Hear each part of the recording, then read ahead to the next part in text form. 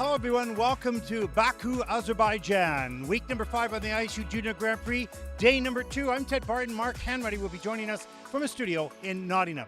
Now in the dance event, there are 2 teams here that are in a position to greatly improve their chances of qualifying for Nagoya.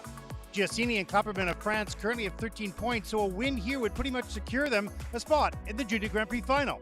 Homick and Buelow of Canada have 11 points, so a win would put them in serious conversation, but a silver or bronze puts them on the cusp. Of course, there are 2 more events to come, and there are a number of other teams still in the running for the final. There are some very interesting teams here in this event as well, so we will see what happens as 15 teams for 13 nations take to the ice. The rhythm dance starts right now.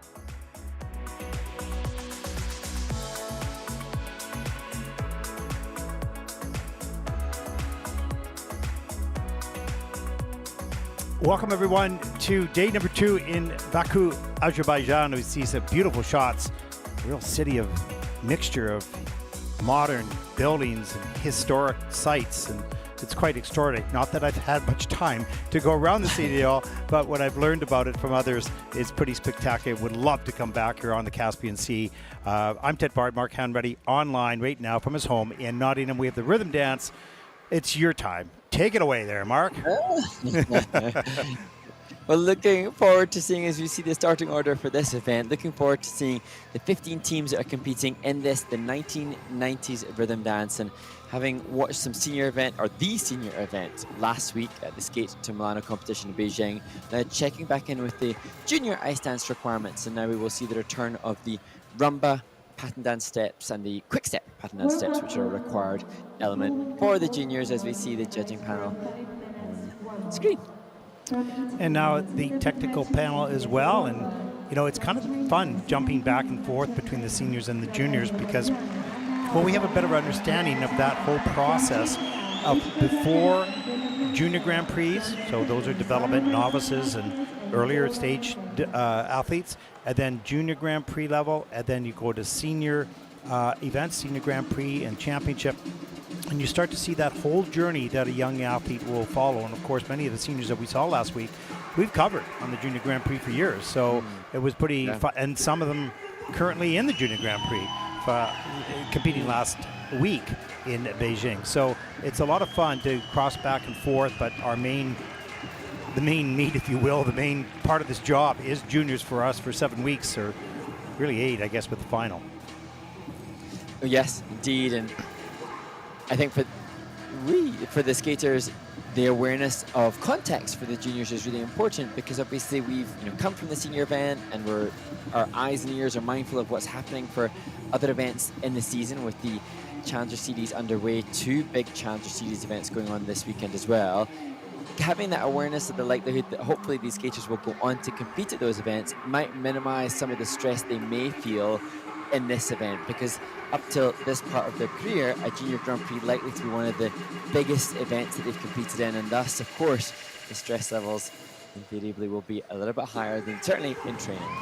Now, Mark, one of the things I wanted to bring up, and we can talk in another warm-up as well, is we had a meeting with the chairman of the Ice Dance Committee, David Molina, and it was really interesting because he was asking, and he's asking a number of people around, as all the committees are in the ISU right now, asking, what are your thoughts about, the sport moving forward and what type of changes might be good, and a real effort, part of the 2030 vision, of course, to just slow down a little bit and take a look at what the sport can do, what type of changes they can make to enhance it to the public a little bit more and change things up a little bit while keeping all the wonderful aspects that we already possess. And that was a really interesting discussion to see the openness, didn't you think? Yeah, and what surprises me is in any discussion that we've had, we spoke to David and we spoke to Sean Rettstadt as well, and in those discussions, it's amazing to hear how open and receptive members of the technical committees are, and I think that's something that I don't necessarily remember feeling or sensing as a skater. Perhaps it's because obviously we're seen now as commentators, so people are mindful that we talk all the time on the live stream, and so maybe they're interested to hear us continue to talk. But I certainly sense from the Ice Dance Technical Committee members the desire to hear as much from as many sources as possible. And actually both members of the Ice Dance Technical Committee that we spoke to acknowledge that they are often in communication with coaches and with skaters, and so Yeah. they're very much eager to hear from those that are, as we joke about, in the trenches, the Yeah. ones that are fundamentally dealing with the rules that are governing what they do on the ice. And it's really encouraging, and I think it made me certainly think about, well, what could we done if the whole voice of the skating community is being listened to, then what really do we believe could be the things that enhance the sport? Because whilst there's lots of debate, there's one thing that's for sure: everybody wants to see ice skating thrive and the skaters to achieve. So Yeah. the ways it happens, I'm not sure, but certainly there's a desire for it to be a success. Yeah, and I misspoke. Sean Rustad is the chairman of the Ice Dance Committee. But anyways, nevertheless, we've been speaking to people, and the openness of ISU to seek out ideas and thoughts from everybody, and just putting everything open, clean slate. What can it be? What could it be? Not in the 1 year. No. It's going to take time. But what can this sport? How can it sort of reinvent itself to a higher degree? We'll see. Interesting discussion. Lots of debate. Everybody has an opinion. That's for sure. In the end of the day, decisions would have to be made as we get started here on day number 2 in Baku. Yeah, and I think in this final moment of the warm-up, it's interesting because I know so many ardent ice dancers from the last few decades who really feel passionate about the inclusion of the pattern dances. And a lot of the fans say, we need to see these pattern dances, and that's how you can differentiate the different teams. But then, that said, I'm really grateful to hear that there are members of the tech committees who are mindful that, we all like the pattern dances, of which we are watching right now on screen, the quick step, because that's 100 years old almost, and people have done it in the ice dance world for decades. But there's also an awareness that, how do we make sure that that's not just appeasing the people that have been involved in the sport already, but also engaging with people that are not in the sport? That's correct. And that we want to attract to viewership. That's and correct. Finding the balance of the wellness of the sport within the skating community, and also then externally to increase our fan base. It's a complicated equation, that's for sure, as we get started here in Baku. Lots more on that, I'm sure, over time.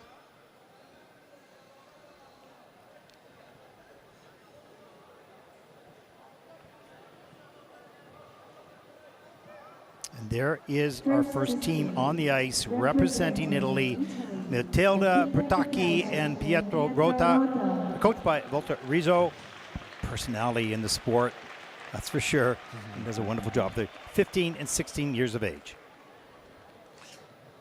And Matilda and Pietro scheduled to compete next week in Gdansk as well. So a busy couple of weeks ahead for the 15 and 16-year-old Italian skating to waiting for tonight. And let's get out.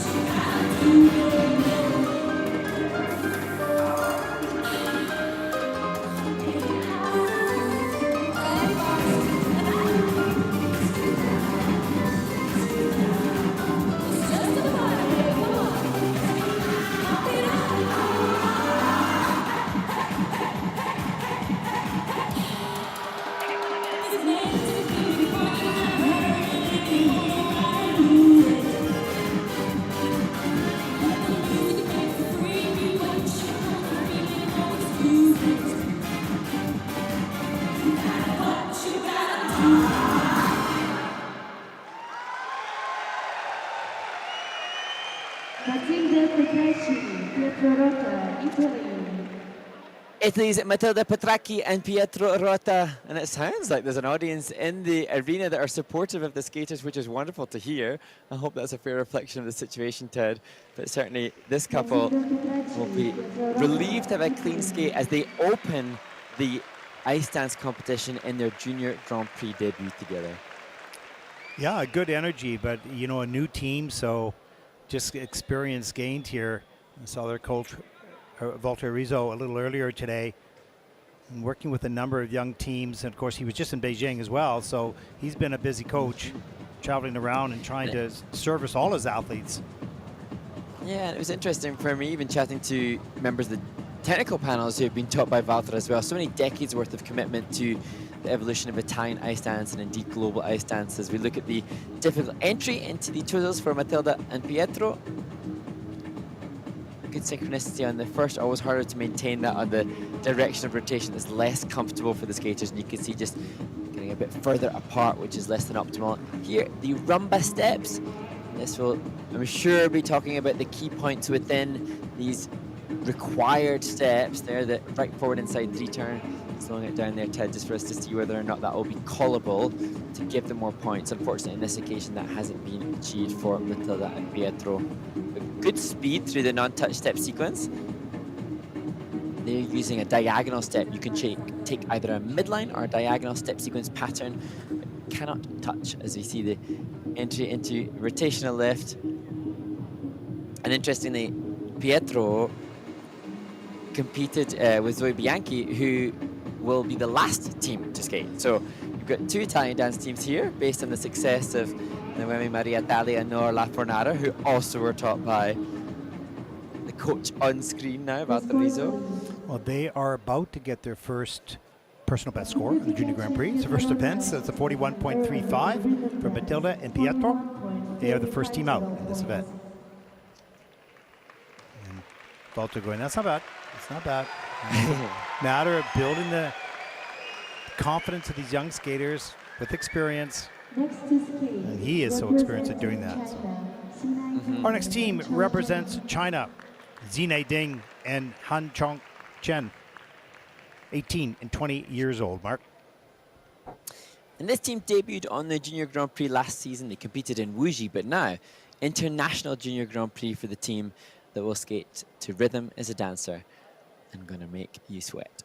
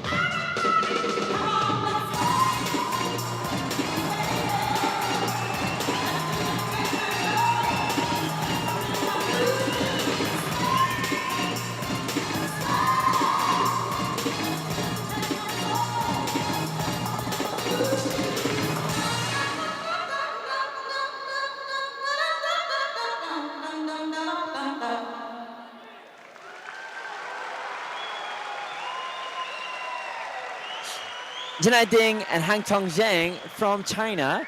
And currently, although it's yet to be reviewed, this team achieved every key point on the quick step pattern dance. And level 3 for Zhenai on the midline step sequence, which is really super, super duper impressive. That is testament to the work that they have done on their depth of edge and the clarity of their edges to be able to achieve that tech score. It's going to be reviewed, so, well, no, I think it stayed in. So a level 4 quick step. Now, I'm a bit ashamed to admit, Ted, but I'm not sure.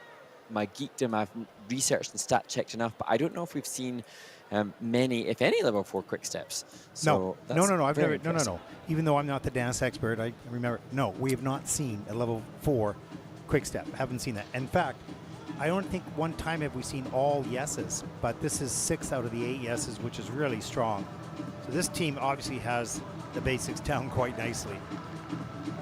Yeah, really impressive. I'm just quickly scanning some of the other stats to see, but I haven't seen that. And this is indeed that element, so making sure that they are giving the key points here, the inside edges, and then there's a little change of edge here. Actually, from Hangtong Zheng, that was visibly evident, so I would corroborate that from the tech panel. This was great to do the loop jump entry. We've seen single salcos and single toe loops as a Group C entry feature.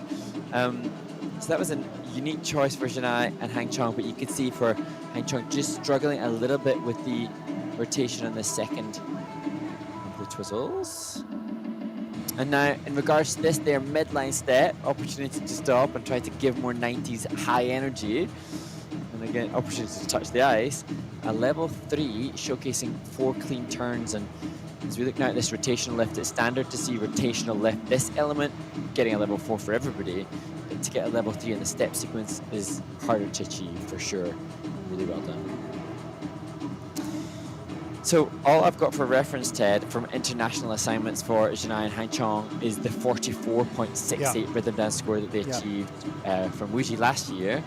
And they have obviously hustled hard. This is going to clearly beat that score. And we can see that in the numbers that they got, the levels that they got.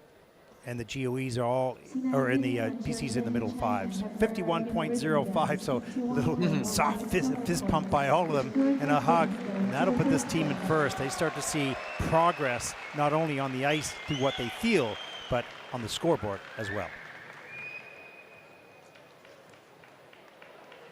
Great job, great start. Our next team represents Azerbaijan. Anna Obrien and Drake Tong.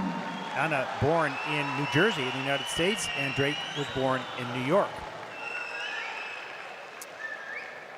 And Anna and Drake just announced their partnership on June 15th this year, which is an amazing testament to how they've achieved so much so quickly to be here.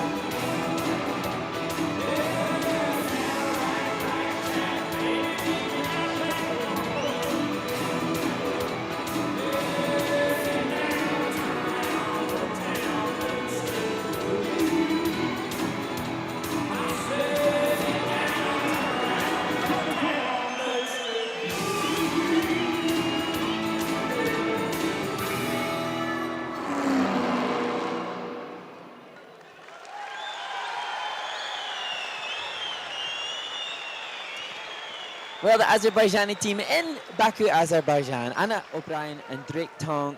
And as I say, a team that has been together for such a short space of time comparatively. They actually just competed this past weekend in Philadelphia. So they've been busy in pursuit of a good score here. And to me, Ted, oh, look at those numbers of people. That's great to see. The midline step sequence, I loved the little dance break when he went through her legs. Yeah. And also, we've heard lots of Ricky Martin, we've heard lots of Backstreet Boys. It was just a different vibe, different take. Yeah, this team is really early on in learning to be a partner, to partner each other and to be a dance team. So they got lots of work just to remember the steps, then they'll work on the quality of the details, which will improve the scores, of course. So lots of work to do in that area. Yeah, and then in terms of the twizzles, it's a right back outside the first entry edge of the first twizzle, then a left forward inside. So have to be different entry edges for the two twizzles. And here, we're going through the difficult turns.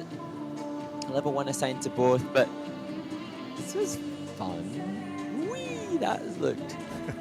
I mean, that was good. We don't get to quite get full appreciation for Anna's cartwheel, but it looked good. And this is where the team showcased their novelty as a team, just less well matched in their stylization and in their technique when they were doing the pattern dance element. That's where you can see where they've not really had, I presume, an off season to embed their technique together. I presume that given when they announced their partnership, it's been immediately into getting choreography done and being competition ready as their coach Igor Lukinen joins them. Yeah, I mean, any start, whether it's in singles or pairs or dance, is always a little bit rough because it's learning skills or learning elements and then learning quality. And that takes a long time, and that's just a new team. It's just going to need the mileage. Yeah. This is part of it.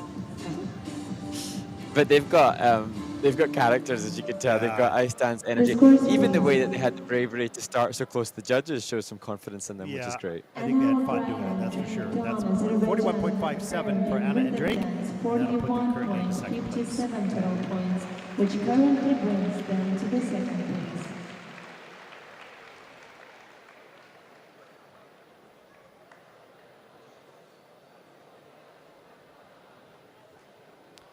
There is our next team. They represent Czechia, Liska Zakova and Philip Mencl. You're going to hear some Backstreet Boys in this rhythm dance. And Liska and Philip actually changed their rhythm dance in the summertime. They'd had a different concept previously, but the Backstreet Boys, the one that they're happiest to use internationally as they try to improve their international standing.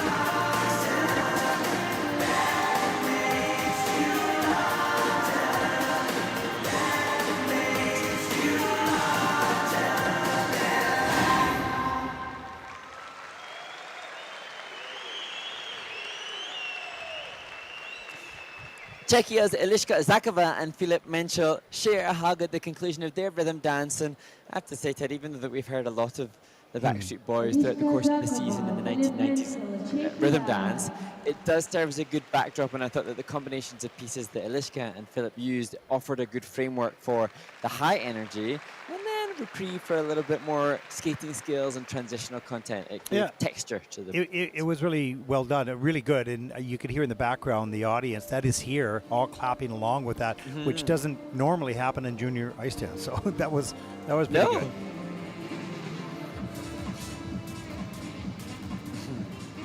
Giving ice dance vibes with their face there, Eliška, to the judging panels. We see some of the transitional content. And I was mindful that this team had seemingly more transitional time than a lot of others within the parameters of the rhythm dance there. That was good Choctaw to me. That was a good example of the Choctaw, which is the key point within the rumba. Here, a little bit of sync and losing relationship and to one another, starting to get further and further apart there, but actually salvaged later. Missing, that was a good save because there was a transitional piece of content there intended, and I think Eliška and Philip just losing tracking of one another, but not hugely costly, but perhaps to be expected for a team that are in their first Junior Grand Prix of the season. They're going to be scheduled for Abu Dhabi, so we'll see them again. Yeah, it's interesting the strategy. It's interesting the strategy of some of the skaters and teams. Some started out early and got the first two out of the way, and others are waiting till the end, so they had more preparation time. And we've seen quite a few athletes do that. Of course, next week is the largest entry on the Junior Grand Prix this season. Well, actually, and it's played well for Eliška. She had COVID for the last 2 weeks, so at least they've been able to get through this event at all. So kudos to them for that. 48.30 is their personal best in the rhythm dance. And this score here is a 51.28. That is an upgrade from their past personal best. This is their first one, so it's not a season's best yet. And that'll put them in first place. Barely. Close.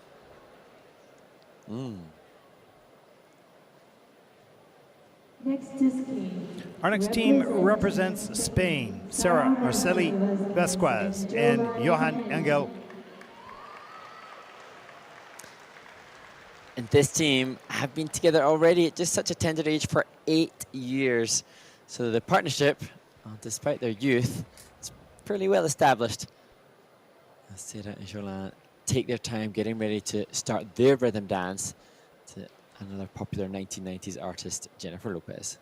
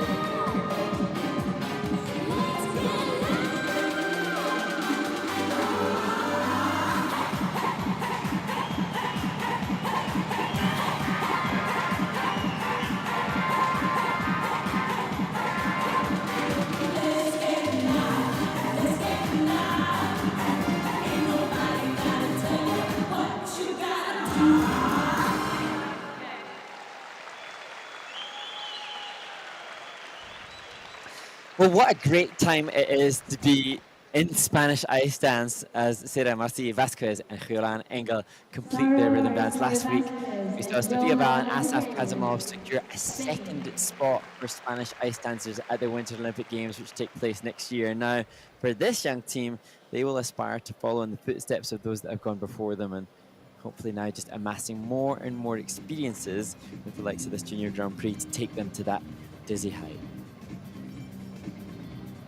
There we see the J-Lo vibes at the beginning of the rhythm dance. Good ice coverage through the twizzles.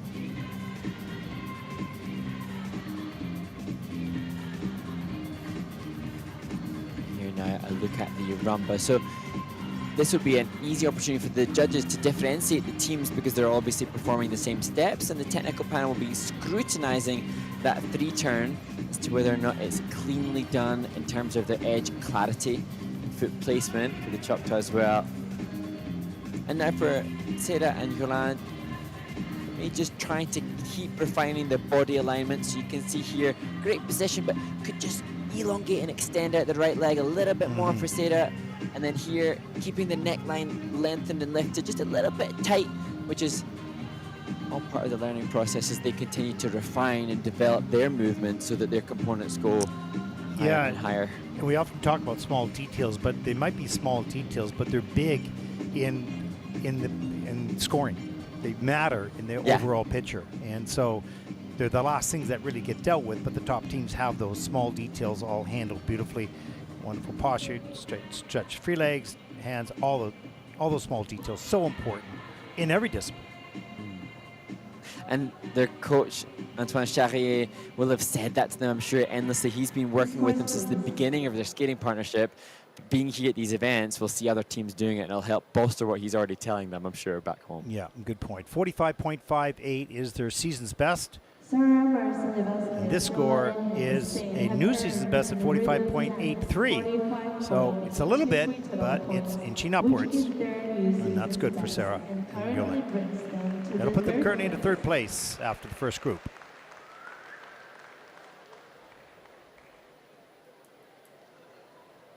I think they were hoping for a little bit more.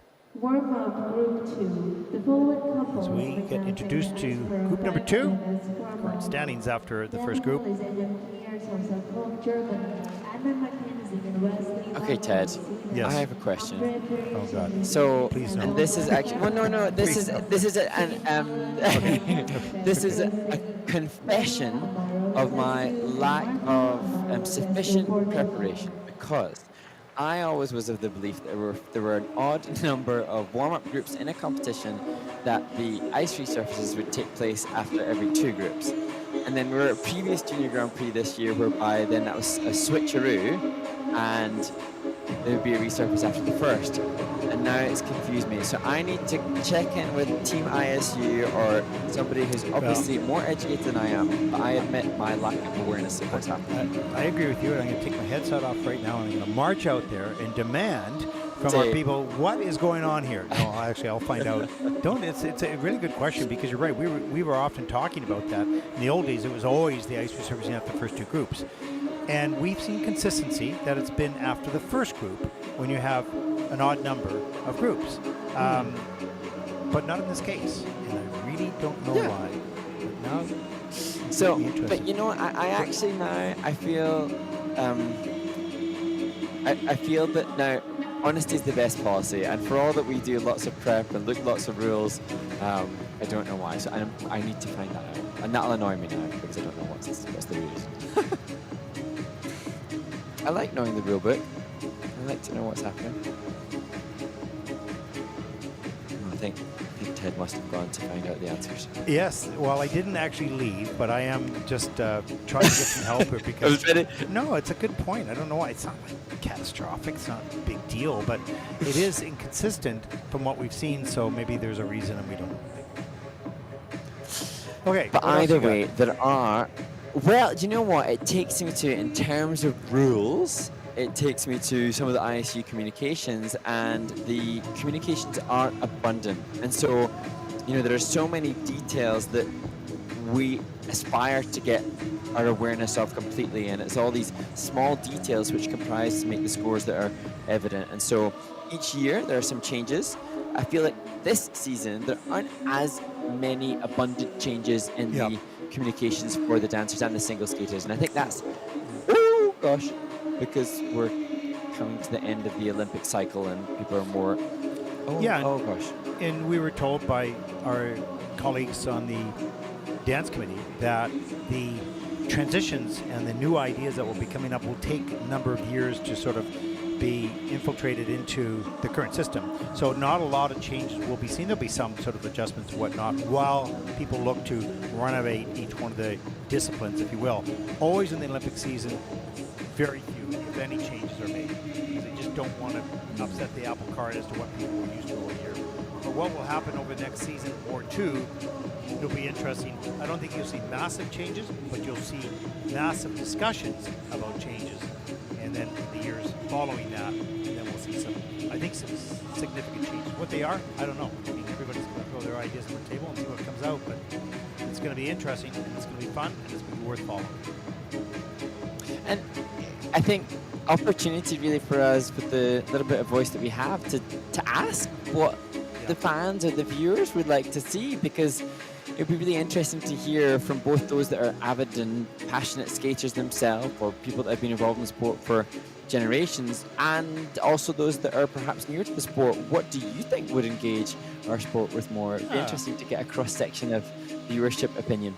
Yeah, and you know, like for instance, there's the rhythm dance and there's the free dance. Should it only be one dance that has a number of different types of rules in it? Should there be three, more of a compulsory plus a rhythm?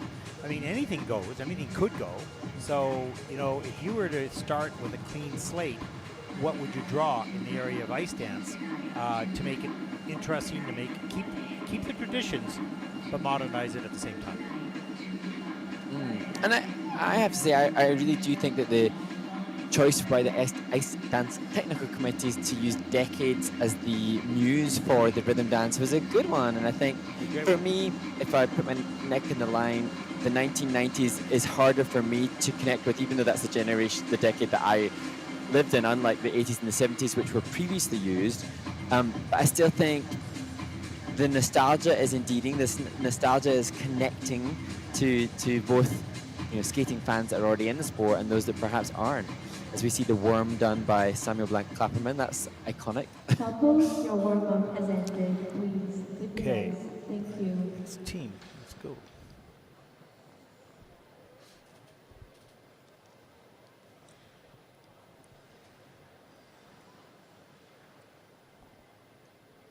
Well, there's an outfit. Cool. Bold. Yes, absolutely. Statement. There's our next team representing Germany. Next Nelly team Elisa Hemcke and Artem Sladkov. Nelly Elisa Hemcke. And they have a 46.35 personal best in the rhythm dance so far. We saw a little tumble for Artyom in warm-up, hoping now that he's feeling confident as they get ready to skate. It's going to make you sweat.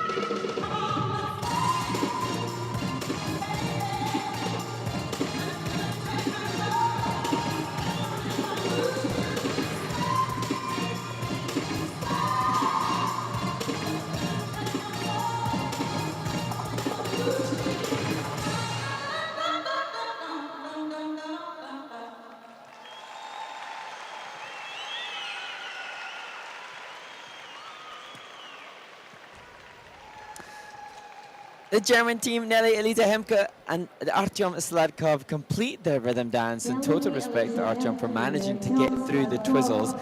And that element being saved for the final element of their 5 within the rhythm dance must have been more daunting than ever, because we saw what happened when they were struggling with that element with the fall in the warm-up. So as we see, hopefully family or certainly friends cheering them on, I'm sure everybody is both proud and very relieved to have got through the program. That was such a big improvement, because that was not just a fall in warm-up, but it was an awkward one, and it can really unsettle you. Yeah.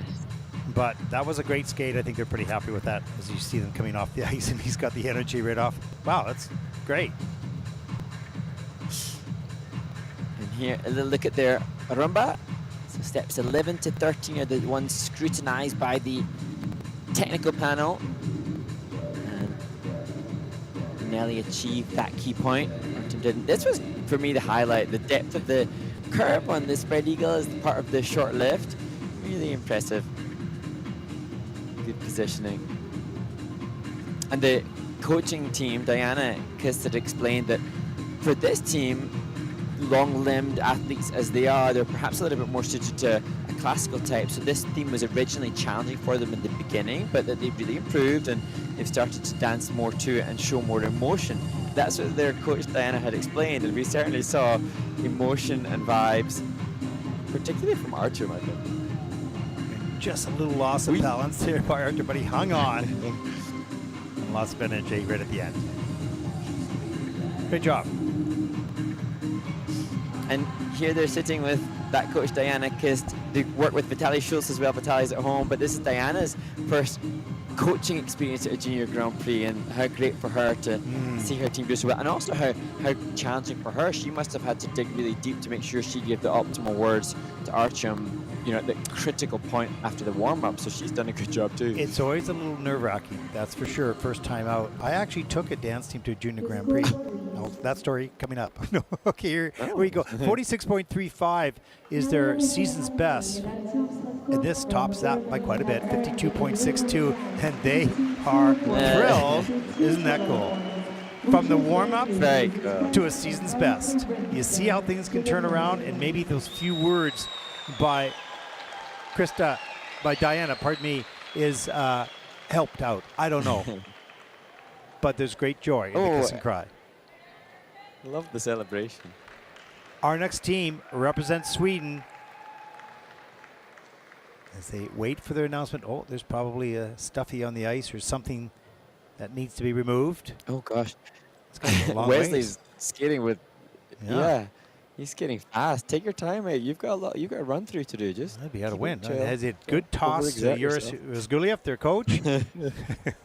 Good catch by Yuris. Here we go. Representing Sweden, Anna Mackenzie, Wesley Lockwood. They were both born in Canada and now represent Sweden, and they're coached by Caroline Yuris Vazquez and their team. And Anna and Wesley will skate to What Is Love and As Long As You Love Me.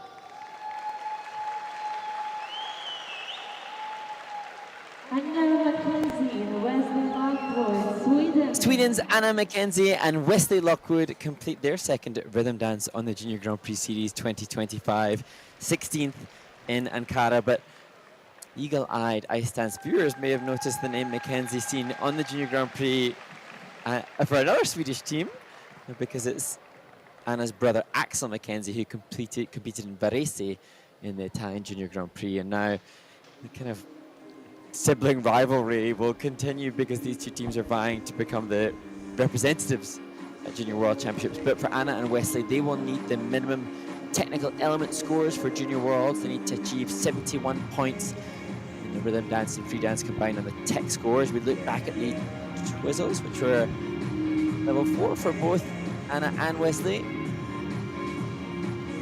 can see the Group B feature with the arms extended and clasped in front of their body. Nice little transitional content. Now as we look at the midline step sequence, Anna's achieved a level 2, so there were 3 difficult turns called for her by the technical panel, one of which I'm sure will have been the twizzle. We've already seen a Choctaw within this step sequence. Shortly we'll see maybe a rocker was going in.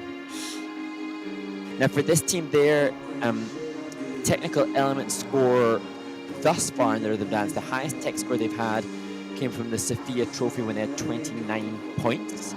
And their tech score, it's, I think, perhaps a little bit harder to achieve at a Junior Grand Prix. Currently their tech score here is coming in at about 25.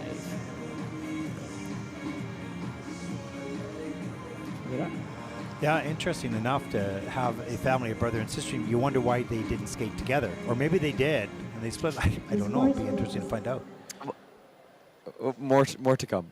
Okay, more to come on that. Let's take a look at the rhythm dance scores for Anna and Wesley. Season's best, 44.57. As Wesley sort of tilted his head, he said, okay, it doesn't look too bad. That was good. Put them currently into 5th place.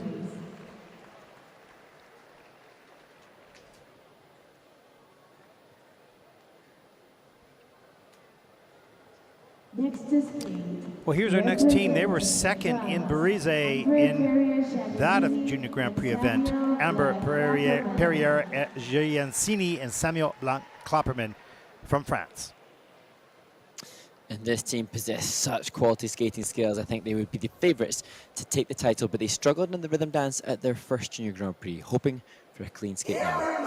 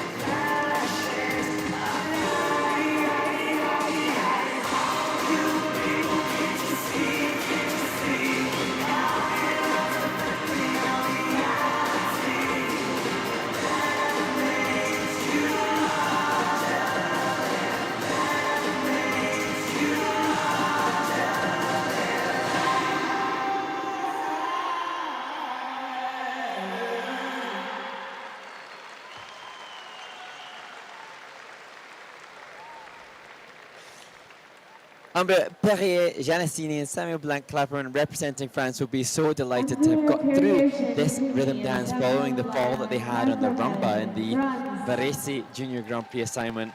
And I was nervous watching for them, knowing what had happened to them in the past, so they've conducted themselves incredibly well because there will have been a pressure upon them, not just to skate cleanly and to showcase this program and all their hard work on the rhythm dance, but also to put themselves in contention to make the final, which I think are very capable of doing. Yeah, as I take a look at the PC scores coming in, they're in the 7s, and so that's a clear difference than the team that's currently in the lead in the 5. So this team is clearly at a higher level of quality and still dancing as they get off the ice.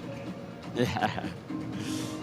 And now I suppose what will be interesting for Obrien and Samuel is Samuel's making the comparison with Daniel Mouadin and Theo Bijou, also from France, who led the rhythm dance at the Riga event. Here we see the rumba, and you could just see the blade, the angle of their blades carving deeper edges than anything we've seen thus far. The same applying for the difficult turns within their non-touch. Little salvation. This is cool. Umbra needs to be careful she doesn't have too much retrogression. You're not allowed to have loops or retrogressions within the non-touch. So always being attentive to the rules that are set out by the Ice Dance Tech Committee as we see the twizzles. Safely through. Choosing to do their Group C feature, the third one, in the less than comfortable direction. The midline set coming in at level 3 for both. That's great. Wow, yeah. And the value for the midline with level 3 for both, and that plus GOE, 10 points for that one element, wow, which is impressive. It's amazing, very impressive. I think they're going to have a good lead here. And I'm eager to see. I think the highest score that we've seen on the JGP so far is a 64. Yeah, I think 64.35 is the highest. This is season's best, 65.58. And Hember is smiling, and Samuel is leaning back going, wow, that's awesome. Yeah, that's a great score. So I think the highest score on the JGP this season. Yep. Next to skate, representing Our next team represents the United States of America, Jane Calhoun and Mark Zheltyshev. They're coached by Elena Dostotny. And this team teamed up in June 2025. Scarcely credible that they are able to skate at all as they make sure that, oh my goodness, that's not a little thing. What was it? Like that's quite, looks like a necklace or something, or a bracelet that's come off, or a piece of costuming. Now to compose themselves as they skate to You Can't Touch This. Okay, you're clear.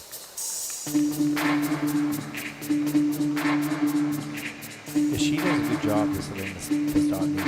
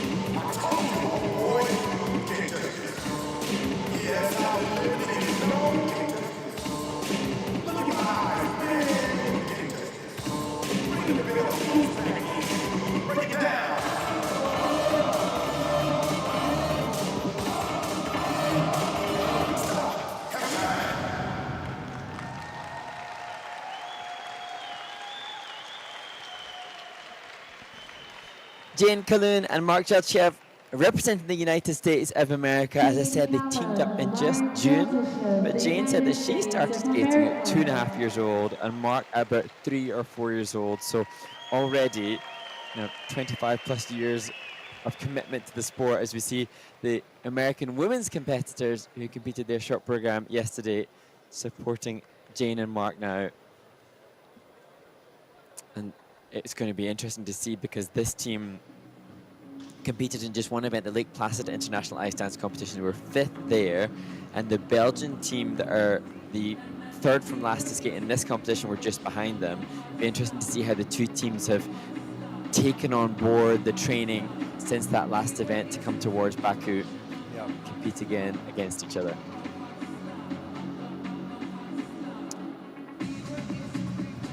Here, the sequential twizzles. Right forward outside edge, the entry edge for the second.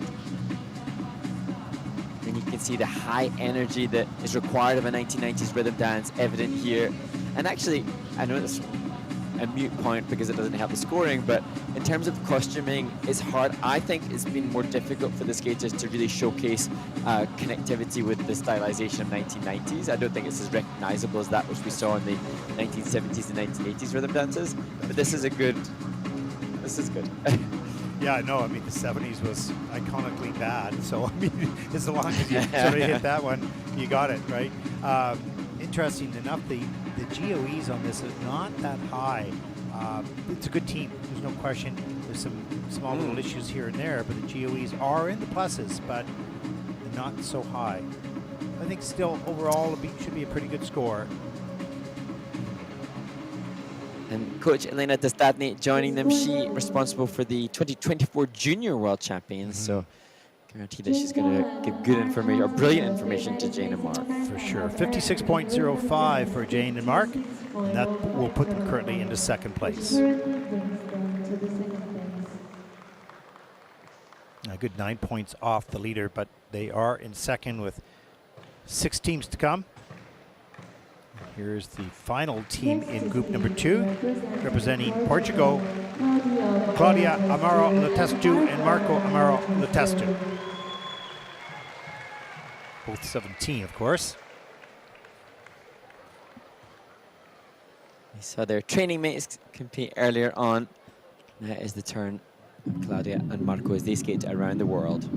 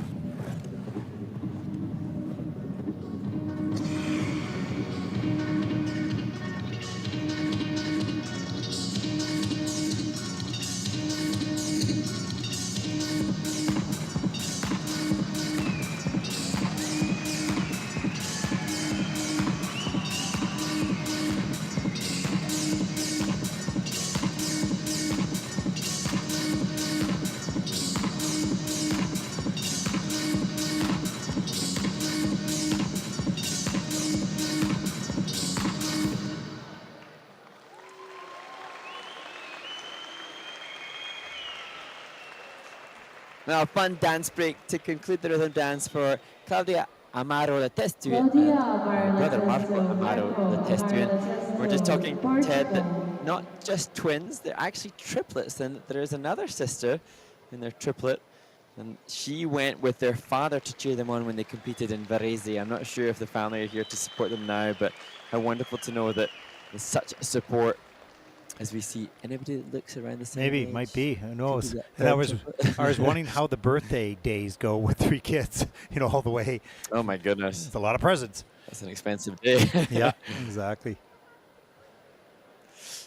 And as they head towards their coach, Antoine Charrier, he said that they're an incredibly kind and down-to-earth pair. I suppose you would be if you're a triplet. You're probably more mindful and respectful of others when you have to share life with 2 others so closely as they must. Fun dance breaks.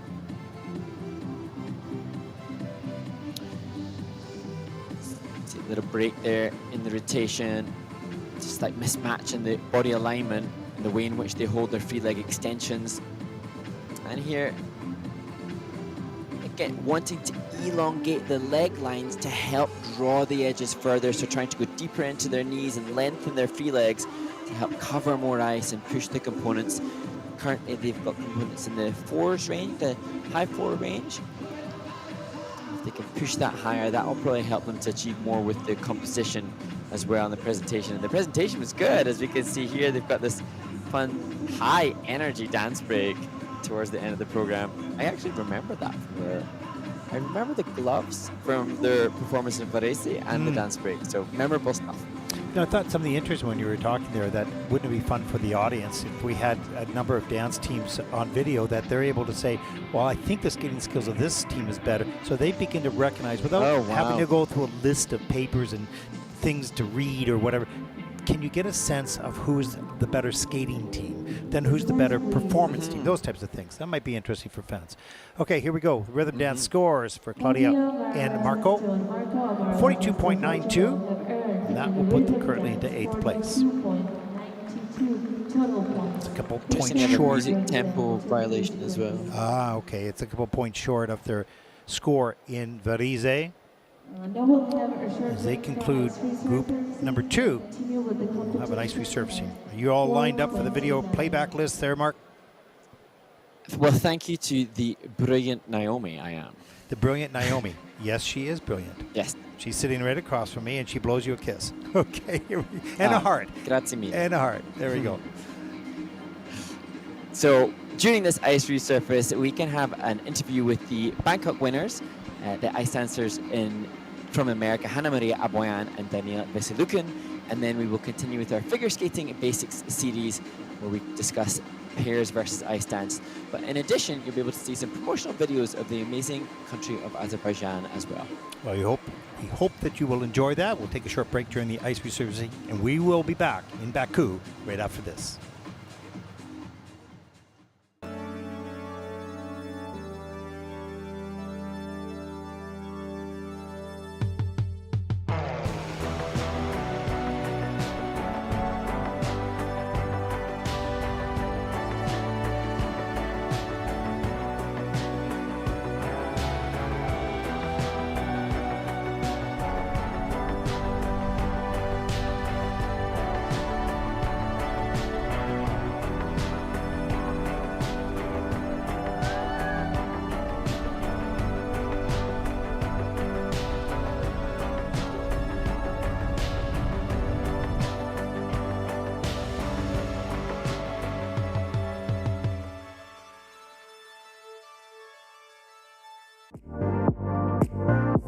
Here in Bangkok with the ice dance champions, Hanna Maria Aboyan and Daniela Veselukin for the United States. Congratulations, first of all. You guys are so outstanding, so entertaining to watch.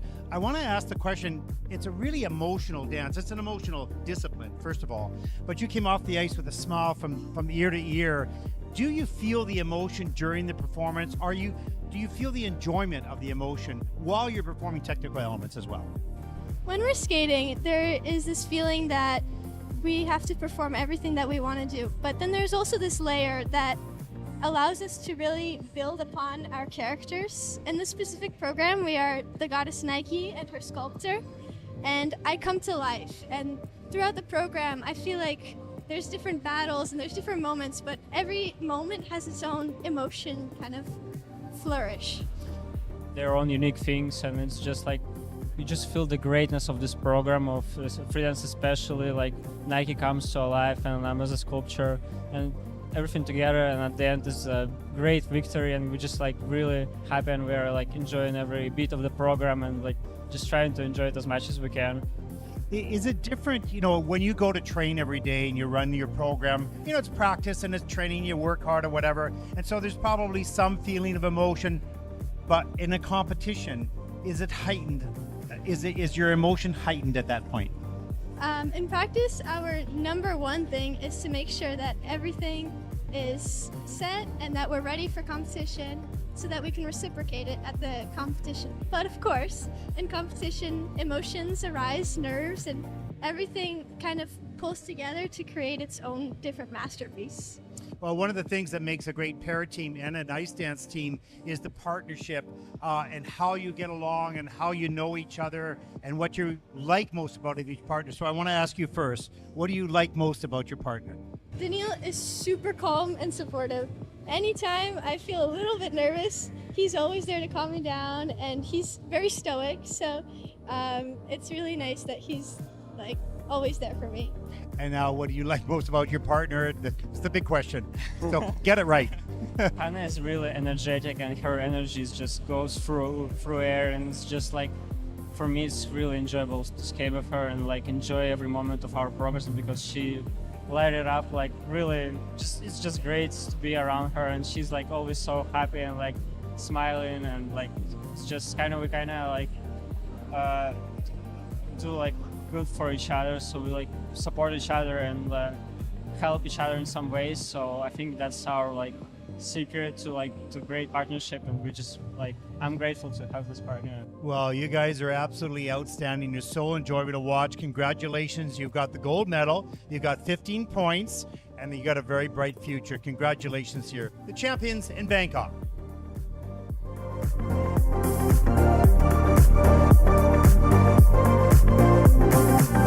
Welcome to the basics. The difference between ice dancing and para skating. Now, I was a para skater. Big, long elements, dynamic, risky, that lifts above the head all the way down the ice. It's pretty incredible stuff. You throw or assist the lady across the ice. Amazing discipline.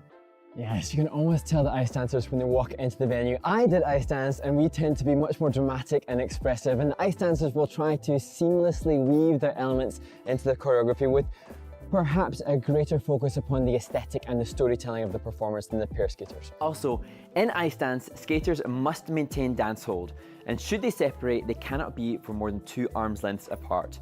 This rule adds an interesting layer of challenge. It's fascinating to see how the ice dancers skillfully maneuver through complex elements while maintaining such close contact. And one of the interesting things about para skating, the men will use a thing called firm grip, which is essentially kind of a glue that goes on their hands to ensure that the grips between the woman and the man stay firm, because it's very, very dangerous in a death spiral or in a lift if those hands slip. So that's important. Do you use firm grip? No, the ice dancers don't use firm grip, and the difficulty, the complexity, and the risk of the pair's elements will not just dictate the grip that's needed between the partners, but also even down to the costume, whereas the ice dancers will be as elaborate as they possibly can in their costuming, and that is the first way in which to differentiate pair skater and ice dancer. But don't let the beauty of ice dancing fool you in that it's not difficult. It's incredibly difficult to perform at that level, to have their difficult lifts and their difficult elements, both disciplines, spectacular.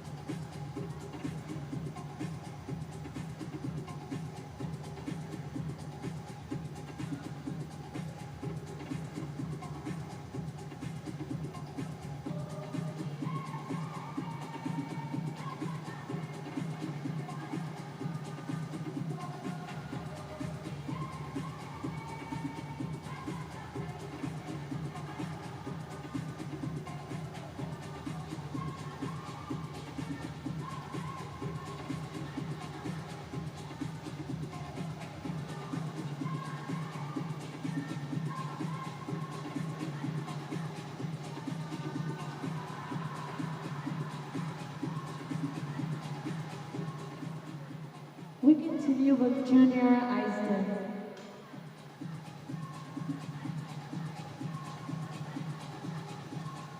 The following couples may now take the ice for a 5 minutes warm-up. From Switzerland, Leonie Woodtli, Suhner. From the USA, and Kouevi and Welcome back, everyone, to Baku, day number 2 of the Junior Grand Prix here. We're in the middle, or the final group of rhythm dance. I'm Ted Barton, Mark Hanreddy joining us from his studio in Nottingham. Mark, final group here. Yeah, looking forward to seeing how this will unfold, and confirmation that in this competition already we have seen the highest score of a rhythm dance by a junior dance team of the series. Amaro, Perrier, Gianesini and Samuel Blanc Clapperman topping the 65-point marker, which has been elusive for others. And that also kind of gives us confirmation that French ice dance continues to be ever strong, with the reigning Olympic champions Petracchi and Rota coming from the same nation, and now Perrier, Gianesini and Blanc Clapperman be up against the likes of Diana Moiden and Theo Bijot, who they won their rhythm dance section in their first Junior Grand Prix, and we'll see them again competing again later in the last 2 events. Well, we've seen that in different nations when one starts to get some success, and then there's followed by another, then there's a whole group of them, and then the next generation of young skaters are looking at the discipline as, I think I'd like to do that. If they don't see it, they don't know about it, they don't want to do it. So it's, you can clearly see in France that ice dance has been a big part of their tradition and their success over many decades. Same thing here in Canada, same thing in Canada as well for pairs in dance. So, you know, young skaters take a look at that, it's visible in front of them, and they can get transitioned from one discipline to the other. But, you know, other countries that don't have that yet, it's a little bit difficult to open up in a new discipline.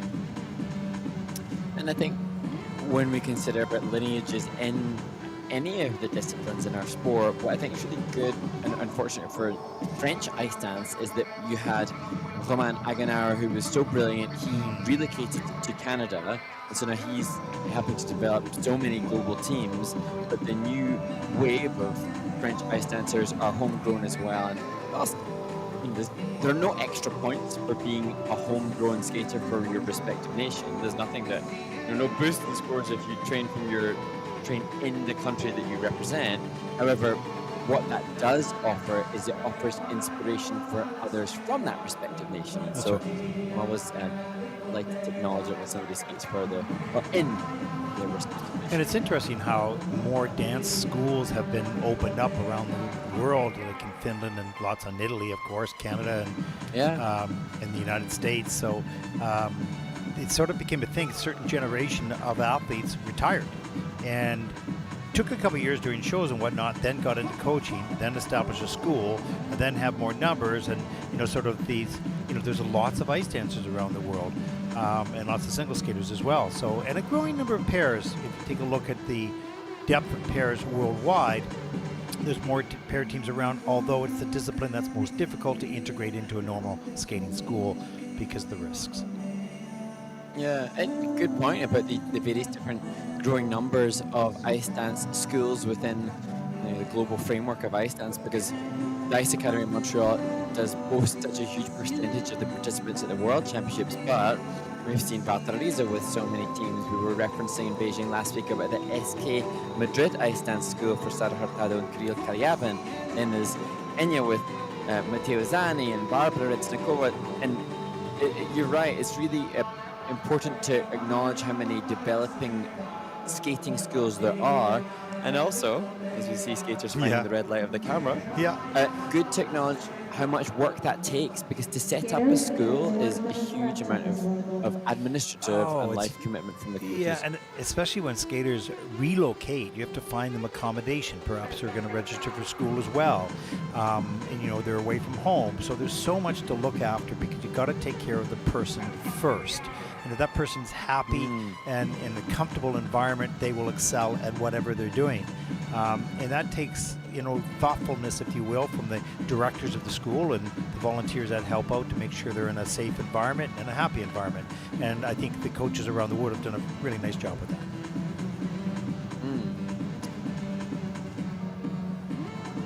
just having a little casting of my eye over what's to come when we head to Gdansk and Abu Dhabi, and it's interesting to just now start to make the conversation about what will happen for the final in Nagoya, Japan, because when we go to Gdansk next week, we'll see Blanc and Brandis versus Pegena and Koval. So we've got two winners of their respective Grand Prix events already going up against each other next week, and so all of these little factors and results pave into the brain space of the skaters on the ice currently, who all want to make one of those top 6 spots. Yep.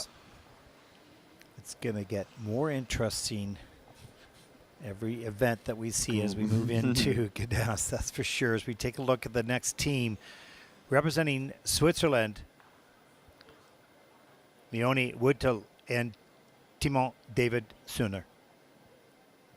Next couple representing Switzerland. This team are the advanced novice champions of Switzerland, and they indeed achieved success internationally in the novice ranks. They won the Bavarian Open, but now into a bigger league as they compete in their second Junior Grand Prix assignment following their participation in Varese a couple of weeks ago.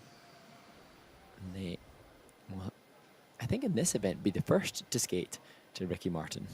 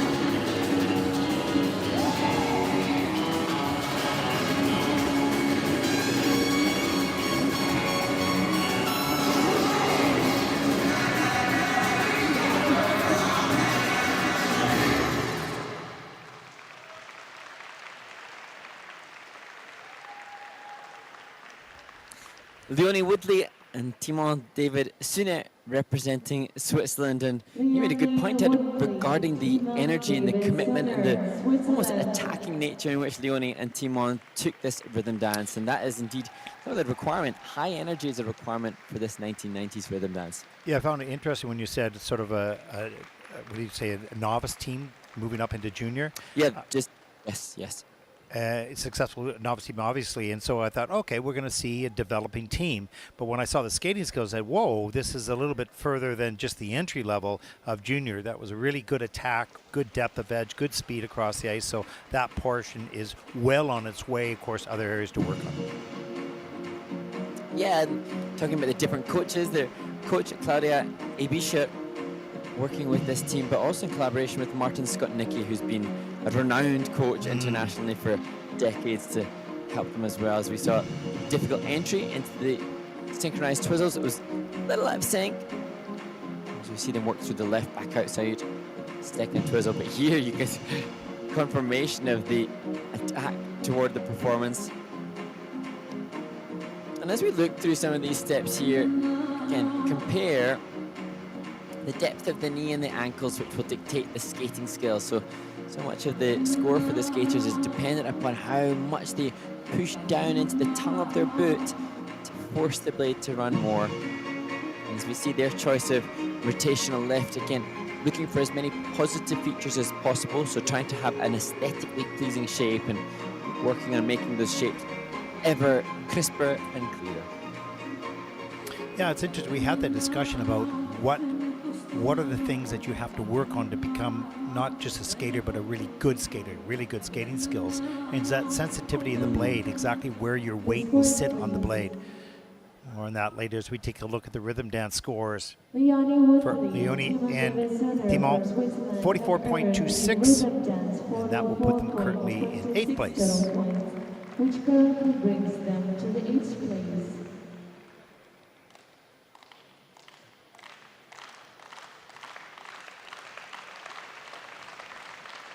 Our next team represents the United States of America, Anel Kouevi and Jan Homawoo. They're coached by Alexei Kilikov and Elena Novak.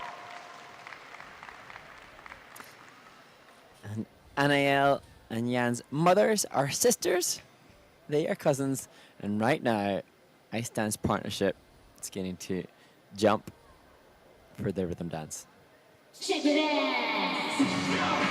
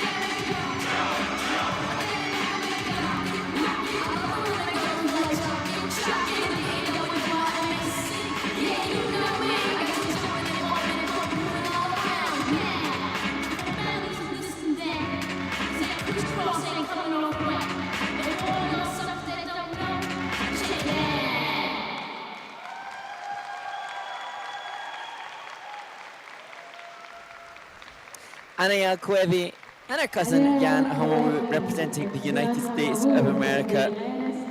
And their first international was their first Junior Grand Prix. So when they competed in Ankara a few weeks ago, that was their first international competitive experience. And I remember seeing their family supporting them there, though it looks like training mates.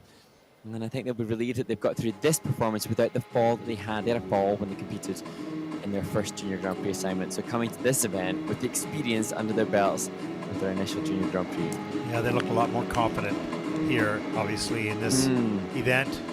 Gained experience in the first as we look at the twizzles.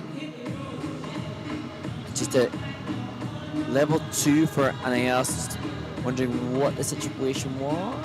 Whether or not there was a... Oh, did she do 4? I'm not even sure if she did 4 rotations there. So she needs to have 4 rotations for level 4, so not sure to review that. Here, you can see them really pushing the depth of the edges on the Choctaw, and another level 4 rumba. So that's the second one that we have seen now. So testament to the panel sensing and seeing that the skaters are finding the key points more readily achieved as we head later into the season. And actually, Anael and Jan have been very impressive in their key points. They had 7 out of 8, quick step level 3, rumba level 4. So kudos to them. Yeah, outstanding. Elena Novak. Yeah, Elena Novak and her and Alexei Kilyukov, the coaches, are playing tag team, and then Pierre Souquet, the coaches of teams that are so successful, have to take it in turns to travel the globe to support their students. Such commitment.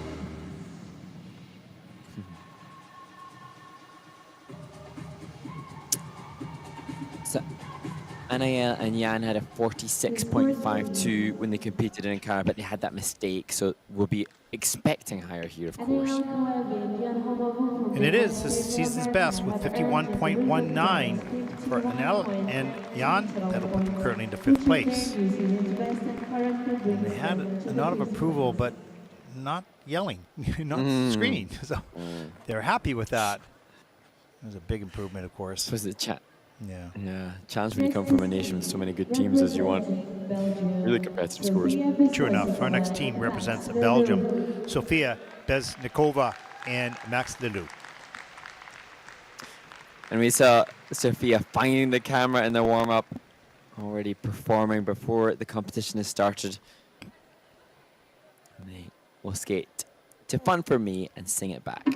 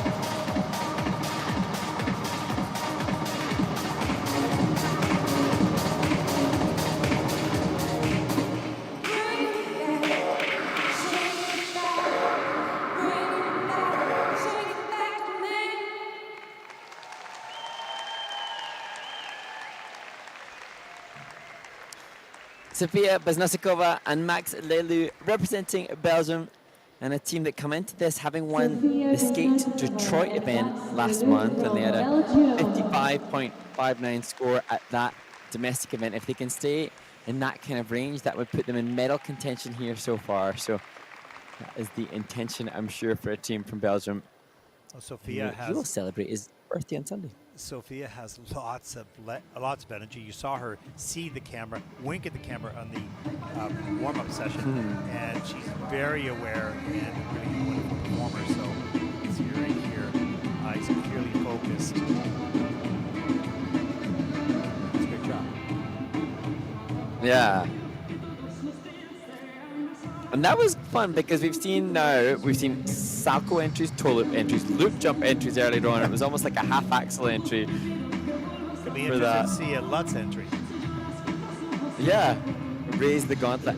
I think we saw like a split loose, and oh, here we go. Oh, so they used it within the transition in their midline step, and they're using it as a level feature within their sequential twizzles.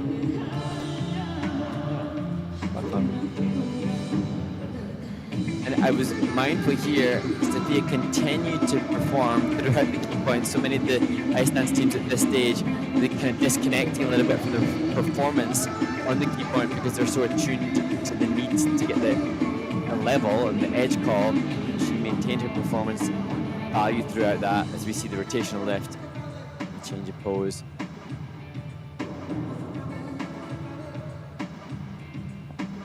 This is good.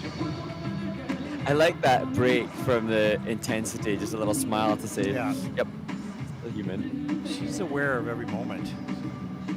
That's for sure.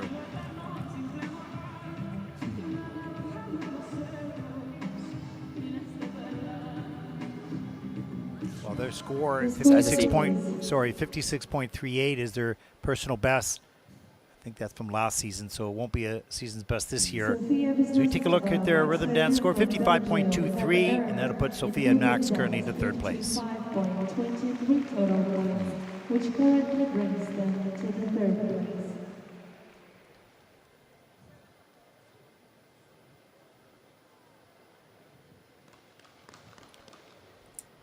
Next is Kate. There's our next team representing Canada, Summer Homick and Nicholas Buelow. They were third in Varese. They'll need a top finish here to have a chance at qualifying for the final.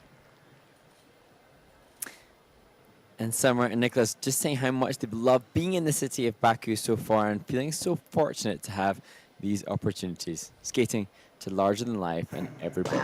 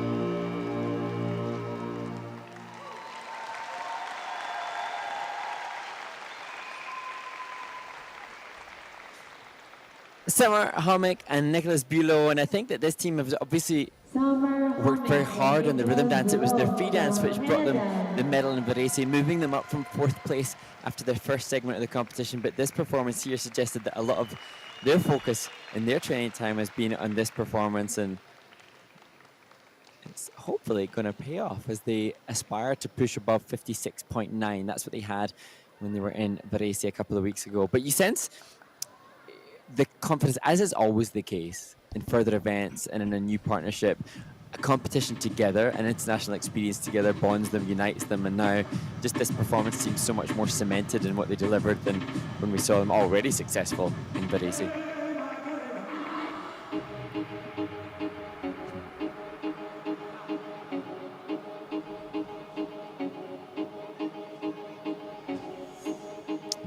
Great speed on the difficult entry into the rotational lift, and Summer continuing to perform through her hands and her fingers to push that grade of execution up. And there's the toe loop entry. So what have we seen in this event now? We've seen half axles, loop jumps, and toe loops. Yeah. This is a recurring theme this season that the ice dancers are taking. And not most of them, I'm sure, will have done singles. Not easy. If you sort of mispick or you land at a different time, just even a fraction of a second from your partner, you're going to set it off. So it's kind of risky, but kind of cool. I want to see the Lutz. But you can see, yeah, I want to try it. Yeah. You can see when we're watching Summer and Nicholas, just the rotation, the jump that they're doing within the midline step as well, probably testament to the fact that these athletes, I know Summer was a pair skater, I'm sure Nicholas did singles as well, so playing to their strengths in terms of the features on tech score and the transitions for the component score, as Mitch joined them. Well, their best score so far this season, 56.90. And we'll see how close they come to that.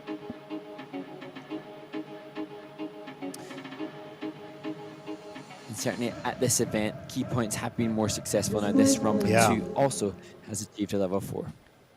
Huge.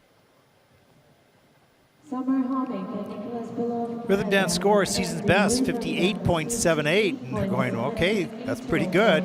We're happy with that. And that'll put them into second place with one team to come. To the second place.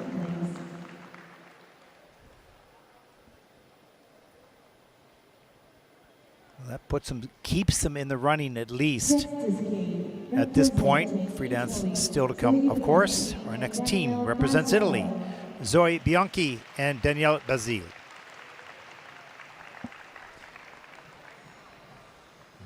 Already you can see class and refinement as Zoe and Daniel take to their start position, skating to Sing It Back in Would You.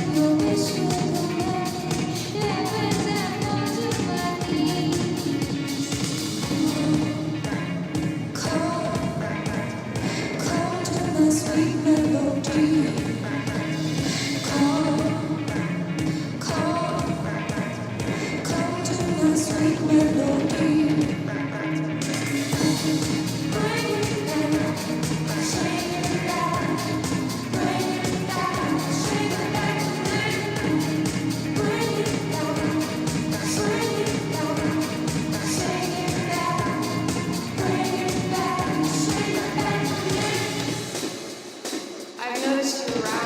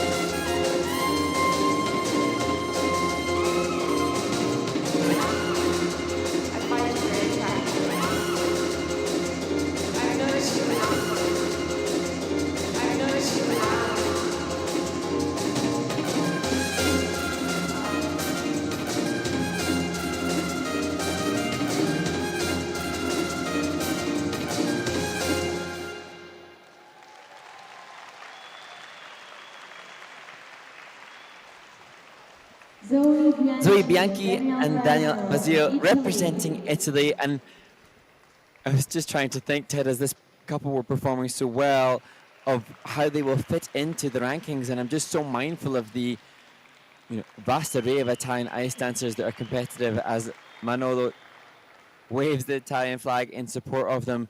Their coaches, Valterizo, Brunil Bianchi, involved in the creation of so many great teams, including Noemi Maria Italiano, La Fornara, as I mentioned earlier on in this event.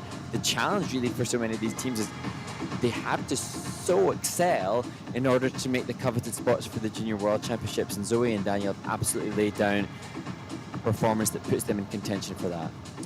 Yeah, whenever there's a lot of competition in your own country, it makes the whole nation better. You can see that's great skating skills, good ice coverage, really smooth and well-matched team. Just the waltz jump entry, but that's all that's necessary for achieving the level. We've joked about the different jump entries that have been seen for the Twizzles, but the jump entry really ticks the box for difficult to get the level, as we see this ice coverage here on the outside closed mohawk, maintaining speed and flow, really covering the full width of the rink as they traverse the length of the rink for that midline step. If anything, just a little bit of hesitation on the difficult entry through into the rotational lift, so the creative execution will not be as favourable as it might otherwise have been. But a team that's so new, looking so good. Yeah, really. Those basic skating skills going a long ways to setting this team forward quite quickly. And the GOEs, nice positive GOEs on each one of the elements. So adding to their base value, you're going to see a pretty good score here. It's not often we see Vultures so quiet. only waiting for scores. When he's waiting for scores. Yeah. And we make well, let's get his impression. Let's take a claim out for the impression of Walter after the event as he urges his skaters to wear their team jackets. Okay, here we go. Rhythm dance score for Zoe and Danielle. Zoe Bianchi and Daniel Basile, Italy. 60.75. Okay, there's Walter. We can see he's happy with that score. And so is the team. That puts them currently into second place. Great job. Great start. Yeah. And despite the years that he's been in the sport, Walter just as engaged and excited as years ago. You know, the Italians that wear their heart on their shoulder, and you see that with Walter when he speaks and when he works with his athletes. As we take a look at the standings so far after the rhythm dance, pretty good event, Mark. Yeah, good event, and we had the highest of the scores on the Junior Grand Prix in the rhythm dance with Ombra and Samuel, but then underneath that, maybe not as high a scoring event, but certainly everybody's got their own ambitions from this competition, and we wish them all the very best when they go to compete in the free dance tomorrow. That concludes our coverage of the rhythm dance here on day 2. Up next will be the men's free program. Medals will be awarded tonight and points as well. And that last group is going to be something very special. 4 out of the top 5 within 5 points of each other. So that's going to be quite the battle. The men's free program begins here at 1800 hours local time in Baku. We hope you join us for that. For all of us here at the ISU, I'm Ted Barton along with Mark Conrady. Thank you for watching. We hope you'll be back to watch the men's free.